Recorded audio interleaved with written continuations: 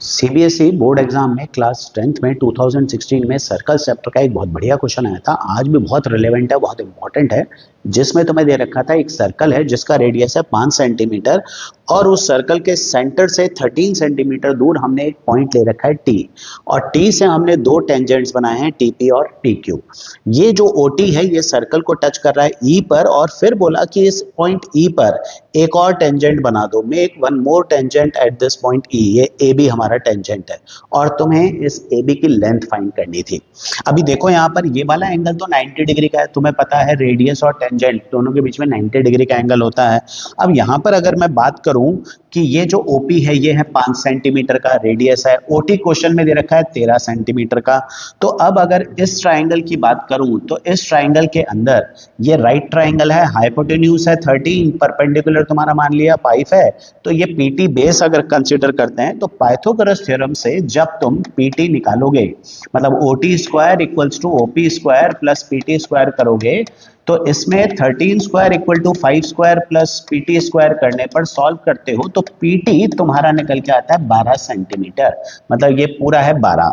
अब ये पूरा 12 है तो इसमें से मैं एपी को मान लेता हूं x, ये मेरा x है। अगर ये x है तो 80 जो बचा हुआ हिस्सा है वो 12 माइनस एक्स होगा, इजंट इट भाई। x है ये 12 माइनस एक्स इसलिए क्योंकि पूरा 12 है।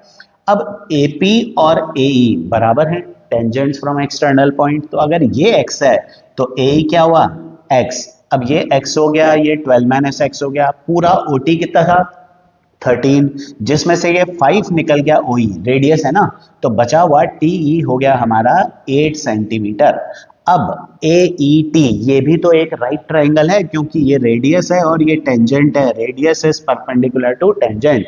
तो मैं ट्राइंगल AET में अगर पाइथागोरस थ्योरम लगाऊं, देखो तीनों साइड्स देखो 12 माइनस एक्स, एक्स और 8 अब मुझे पता है। तो अगर मैं इसमें पाइथागोरस थ्योरम लगाऊं तो ये मेरे पास निकल के आता है सॉल्व करने पर 12 माइनस एक्स का whole square equal to x square plus 8 square. ये हाइपोटेन्यूज, ये परपेंडिकुलर बेस, पाइथागोरस थ्योरम लगाई। इसको खोलते हैं a minus b whole square से और फिर आगे हम सॉल्व करते हैं। तो सॉल्व करने पर x निकल के आता है 10/3 सेंटीमीटर। मतलब AE कितना है 10/3 सेंटीमीटर। अभी मुझे क्या निकालना है, मुझे तो AB निकालना है।